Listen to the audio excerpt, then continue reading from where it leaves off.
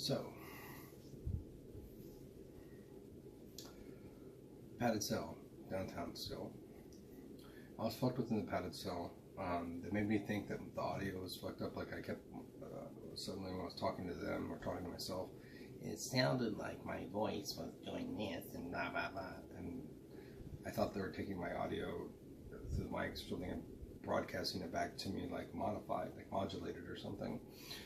Now I know they were just pushing it through probably voice to skull in a modulated manner. And if you've used voice to skull or whatever technology is similar to that, I really need you to speak up, because people are misusing this technology, and you need to let people know that like it can be used to put thoughts into people's heads subliminally, and it can be used to control the voices that are coming out of their mouth, or manipulate them to a certain extent so people are saying what you want them to say. At one point in time, they give you bologna sandwiches like every meal of the day for the first 3 days you're in jail downtown. I wasn't there for, I think I was only there for a couple of days, but they give it to you in components, so everything's wrapped up individually, and you have to make your 2 bologna sandwiches. You unwrap the cheese and the bologna's together in its own container. And I unwrapped the cheese, and the cheese got pushed out of my hand. And I unwrapped the other cheese, it got pushed out of my hand too onto the floor.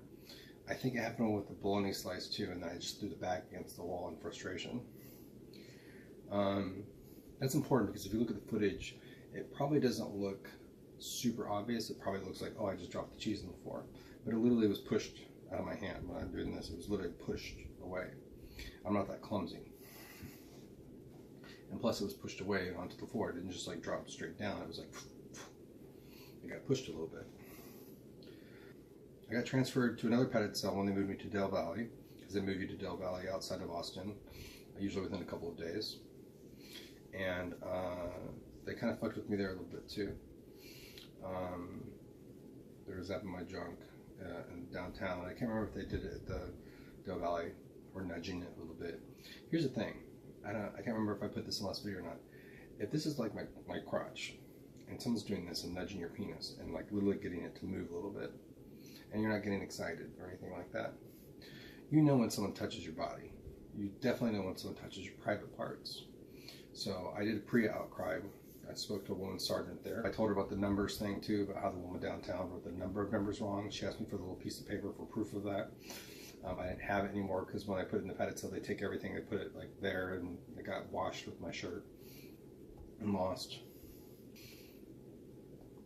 Then I got moved to HSB, Health Services Building, Unit B. That's where they put a lot of people when they don't know if you're crazy or not. So they put you in there to like, you know, to file people. Half those guards or officers in there need to be fired, because they treat people like shit in there. And then they moved me to Unit F in Building 12, 207B, I believe, the top bunk. I was also in 207B when they moved me from F1 to F3. So it was half the time I was in F1, and the other half of the time I was pretty much in F3. I wasn't supposed to zap so much. Occasionally they would burn my throat. I felt like on the inside my throat was like on fire. They did a high frequency noise, and it felt like there was like the emergency broadcast system coming through the vent. My cellmates heard that too. It was very annoying. When they moved me, not so much. Then sometimes it sounded like I heard like a faint Pac-Man music, and they're playing it right now, or Centipede music. And they kept saying like, "No one's coming for you. Robin's not coming for you." Because I asked Robin to come out there. My lawyers thought that it was a bad arrest, and he said that he was going to get me out with my own money. But he wanted to do a competency exam. He also said that rushed speech is a sign of schizophrenia, and that's not the first time I've heard that. Again, people don't get schizophrenia at 41 with no history of mental illness, without any sort of trauma to them. That doesn't happen. That's a fact. I mean, it might happen as an outlier, but I did not get schizophrenia and fibromyalgia and psychosis and paranoia, and also get the gift of ESP to foretell the future, the gift of ESP to like see things that aren't within my field of vision to see, or to glean email addresses out of thin air when my account was hacked. And I didn't also experience poltergeist at the same time, when like the drink gets knocked off the table, the very dresser where the camera is right now. So I met with this asshole psychiatrist. Drew Phipps was my lawyer, And another guy had Drew Phipps as a lawyer and saw the same asshole psychiatrist. And I'll name the psychiatrist eventually, but that psychiatrist should not be practicing psychiatry. He's an asshole and he goes off on people and he's rude. And he told the one guy, like, you're incompetent, like, whatever, you're going to go to ASH, Austin State Hospital. They call it ASH. Homeless people don't mind going to ASH necessarily because it's like all you can eat, apparently. You can order out if you have relatives, they can order you food, they can visit you, you can have visitors there. But here's the thing, I'm competent. So, you would find it very surprising probably how easy it is to be found incompetent when you're a competent person. By the way, if you don't believe any of the shit that I'm telling you, you think I'm a crazy person, you're ignoring a lot of facts, and you're ignoring the fact that like that doesn't happen to people at 41 years old, typically, without like a trauma, super intense trauma to them, or blow to the head or something like that. And even then, that's probably more of a neurological thing and not a mental illness. But competency has nothing to do with whether or not you're crazy. You can be the craziest motherfucker in the world. As long as you like understand the basics of the legal system, you're competent. I'm highly competent. I'm a very humble person, but like most of you are competent. Even if you don't understand the legal system, that can be explained to you very quickly. I met with this asshole psychiatrist, as did another person that was in my unit in F1, who I actually saw in my last incarceration, coming back from Austin State Hospital, or ASH as they call it, and looked doped up as a motherfucker. He did not look like he had been through an improvement. He looked like he got put on a lot of drugs that he didn't necessarily need. I'm not an expert, I don't know his case in particular, but he was a fine, normally acting person for the few weeks that I saw him the first time. And the second time I saw him when he came back from Austin State Hospital, he looked like a slow-moving vegetable. And that was really weird. But he got found incompetent, and he wanted to be found incompetent because a lot of people don't mind going to Austin State Hospital because you go there for like 4 months and it's all you can eat. You can have people order you takeout. You can order takeout if you have money. You can have tablets in there. As long as they don't have cameras on them, I think you can have tablets in there. You can communicate with the outside world, I believe. You can have visitors. A lot of people don't mind that, especially homeless people. It's a lot better than jail. I wanted to get the fuck out of there. I didn't belong in jail. I wanted to get on with my life. I wanted to see my dog Max and my cat Sprite and, you know, the few friends that I was still socializing with, which is almost down to zero. My lawyer, Drew Phipps, but you're an asshole, Drew Phipps. That's the same lawyer and the same psychiatrist pairing that the other guy had. He was going to bail me out. And Robin, I do apologize for putting like retard on those envelopes and or stupid or whatever. Like come on, stupid. Like it's easy. Come get me out of here. You could have gotten me out of there. There was not a hold on my account till near the end of December, near the end of the New Year's when I got a hold put on me. That's why I was so frustrated. My lawyer said he would get me out with my own money. I was willing to put up the entire bail money, which, by the way, if you put up your own money and you're an hour late to court, you forfeit that entire money.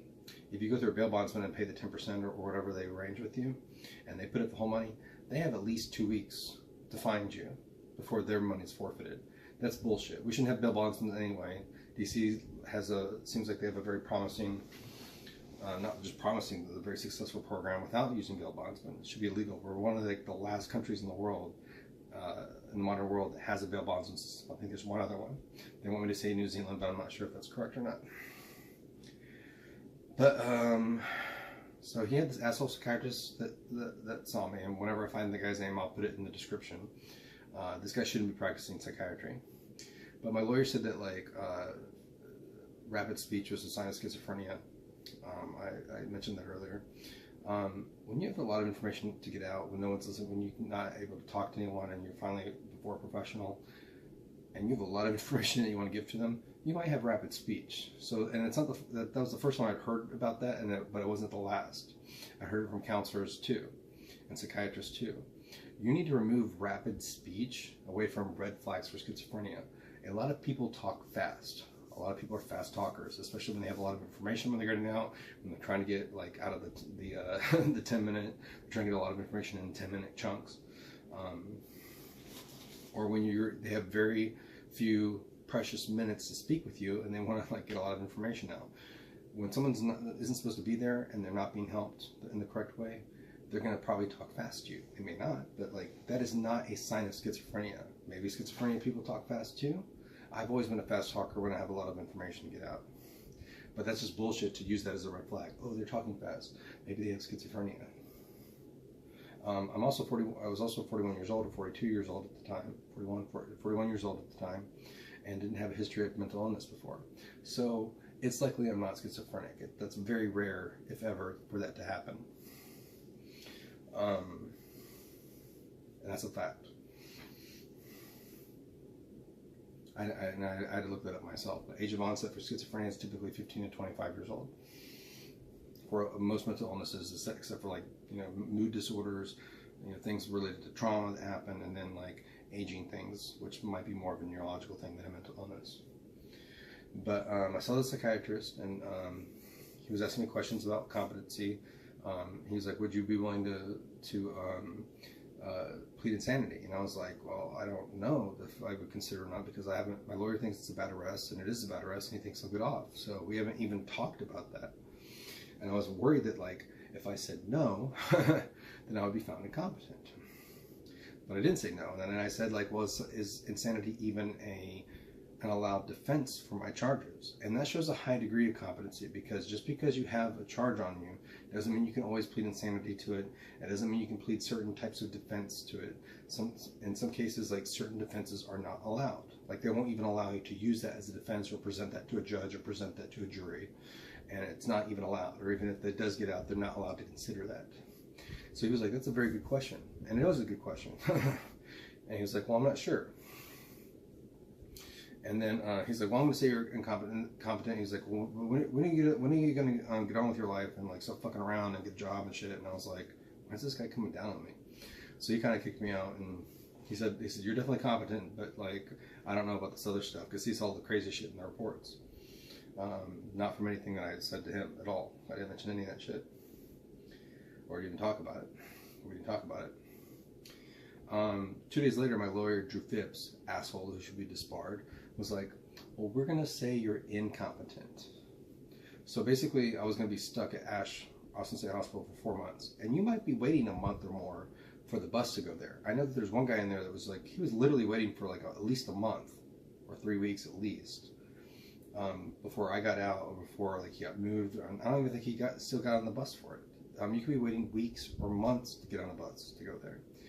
And then you still have to come back and then fight your case. So Tom, Dad, Robin, like, I would have been stuck in jail for almost a year possibly, because it would have been 4 months plus, I don't know, 2 or 3 months to be waiting for a bus. So that's like half a year. I was already in there for like a month, or no, yeah, I was already in there like a month. And then I was stuck in there another month and a half. So I would have been there 3 months. I would have been there like 9 months minimum, probably. This is why our bail bonds system needs to we need to get rid of it. Our court system needs to be overhauled. We need to stop putting people in jail for things that they didn't do. And even for other things they shouldn't be put in jail for. They should be got out and put into programs, or like talk it out or something. Or just left alone. Then I hired, I paid $17,500 to Bruce Fox. Bruce Fox, you're kind of a dick too. You didn't represent me. You got me to jail really fast. He had a psychiatrist see me very fast, and then got me like before a judge, you know, in the next week or two. And so I got, you know, it took a few weeks, but he tried to get me out, and then he was like, "Oh no, you do have a hold on your account. We can't get you out." So he literally came with my money, like $22,500 or $23,500, I can't remember, to get me out. And then he couldn't. He sent another lawyer from his building up there. She couldn't get me out, and she was like, "Oh, he didn't do you any favors." Well, you didn't do me any favors either, Bruce Fox, except for getting me out of jail. I paid him basically $15,000 in retainer fees, which, by the way, doesn't include trial. You need to ask your lawyer that. If it goes to trial, you might have to cough up even more money, which is bullshit. He kept almost all my money, and he didn't represent me after that. He acted like he did, and I met with him a few times, but he really didn't. Just show up at court. "Oh, you're reset." Show up at court. You're reset again. "Oh, your DWI is going to get dropped." "Oh, I never said your DWI was going to get dropped. I just said that they were looking at the video and it looked promising and blah, blah, blah." And like, but then this other guy said that they thought of the case. And I was like, if I'm not DWI and I passed all these tests, like, "Well, it's open to interpretation." Yeah, let's look at it all together. I'm not drunk. I'm not on anything. Look at that. you're a bad lawyer. And the fact that I had to plead guilty to that chaps my ass. And I think I actually have to get an SR-22 or something. Like, I have a hold on my license not suspended, but I can't get another one until I do something, which I haven't looked into yet. So I was stuck in there for 2.5 months. And they were fucking with me a little bit. They fucked with the cement like they do out here. They made it look like there were projections on it, like sketch drawings. And I had cellmates that witnessed that. I had another cellmate that said, like, he set up one time and it looked like there was like an invisible or like